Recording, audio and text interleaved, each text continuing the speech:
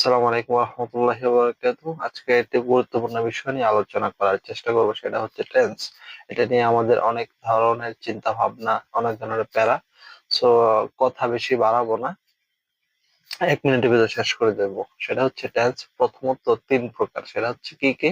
Present, past, future. এগুলো আবার প্রত্যেকটা 4 প্রকার করে। সেগুলো কি কি? Simple, continuous, perfect, perfect continuous. তাহলে এটাকে কিভাবে মুখস্থ করবেন? সেটা হচ্ছে এক, present simple, past simple, future simple.